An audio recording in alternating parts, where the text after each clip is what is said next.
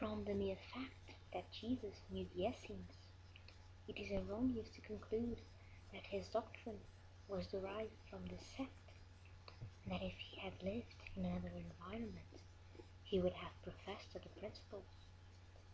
Great ideas have never appeared suddenly. Those who founded the truth have always had their predecessors who partially prepared the path. Later, at the appointed time, God sends a man who has the mission of resuming, ordinating, and completing those scattered elements and uniting them into a doctrine.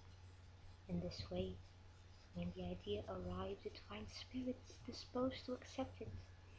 This also happened to the Christian idea, which prognosticated many centuries previously, before either Christ or the Essenes having had Socrates and Plato as principal predecessors. Socrates, like Christ, wrote nothing himself, or at least left nothing written. Like Christ, he also suffered the death of a criminal, victim of fanaticism, because he had dared to attack existing beliefs, and for having put virtue above hypocrisy, and the image of form, in other words, for having fought religious prejudice.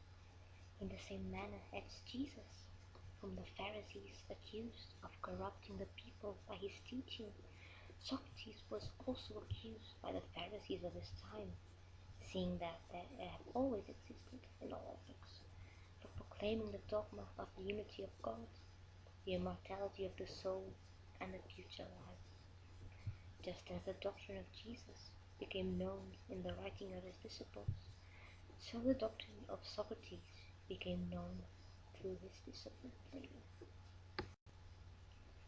For these reasons, we judged appropriate to offer a brief summary of the most prominent points of Socrates' teachings in order to show the concordance with the Christian principles to those who consider this parallel a profanity, claiming there can be no similarity between pagan doctrine and that of Christ. We would say that the teachings of Socrates were not pagan, because he objectively combated paganism. As to the teachings of Jesus, which are more complete and pure, they have nothing to lose by this comparison, as it is impossible to diminish the greatness of Christ's divine mission.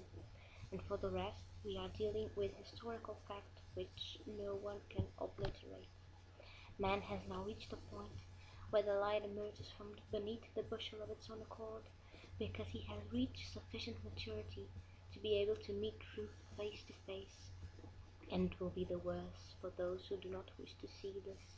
The time has arrived to consider matters in a more ample and evolved manner, not from the point of view of narrow and diffident interests and sects and castes. Moreover, these citations will prove that if Socrates and Plato presented Christian ideas, they also gave us the fundamental principles of Spiritism and their writings. Man is an incarnate soul. Therefore, his incarnation, he existed united to the primordial models, to the ideas of truth, goodness, and beauty. Then, separating from them, he incarnates, and on remembering his past, is more or less tormented by the desire to return. The independence and distinction between the basic principle of intelligence and those of matter could not be more clearly expressed. Apart from this, it is also the doctrine of pre-existence, of man's vague intuition of another world to which he aspires on, of leaving the spirit world in order to incarnate, and of his return to the spirit world after death. Finally, it is also expressed the doctrine of the fallen angels. The soul becomes perturbed and confused when it uses the body in order to consider any object. It becomes dizzy, as if intoxicated, because it holds on to things which, by their very nature, are subject to change. Whereas when man contemplates his very essence, he directs himself to that which is pure, eternal, and immortal, and seeing that his soul is of this nature, he remains joined to this state as long as he can. His perturbations then cease, because he is joined to that which is immutable, and this is the state of the soul called wisdom. Thus the man who considers things in a down-to-earth fashion is only deceiving himself.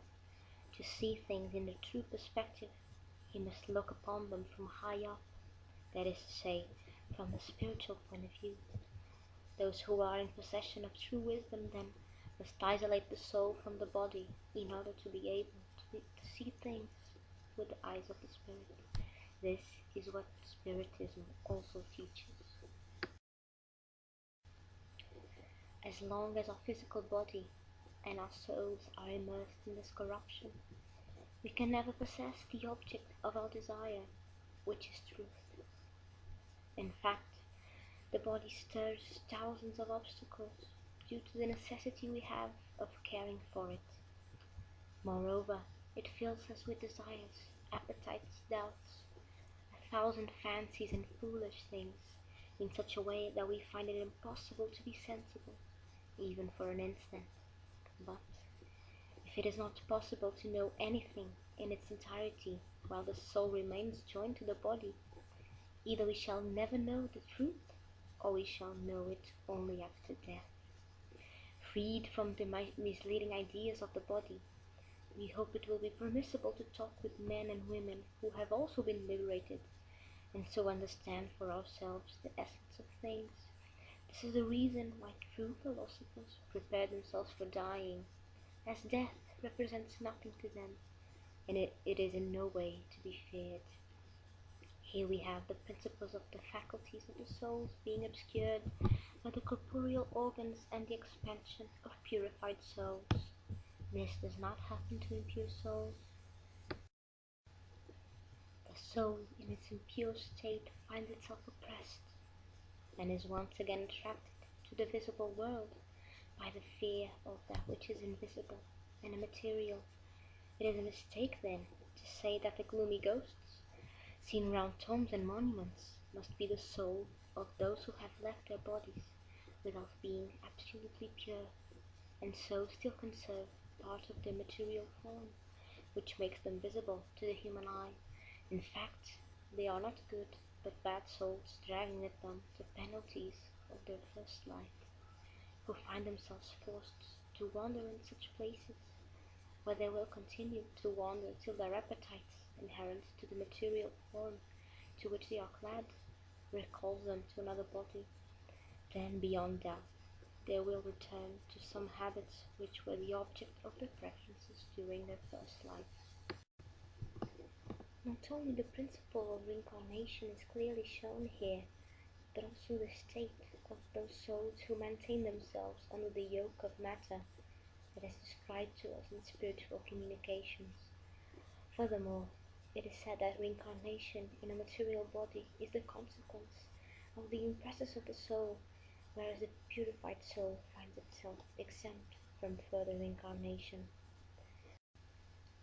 This is exactly what Spiritism teaches, only adding that the soul, which having made good resolutions while in the spiritual world and possessing some acquired knowledge, brings less defects, more virtues, and intuitive ideas on being reborn than it had in the preceding incarnation. In this way, existence shows both intellectual and moral progress. After our death, the genie who had been assigned to us during our life will take us to a place where all who must go to Hades in order to be judged are gathered. The souls, having been in Hades the necessary length of time, are then returned to this life for long periods and multiple times. This is the doctrine of the guardian angels, of protecting spirits, and of successive reincarnations after intervals of varying lengths in the spiritual world.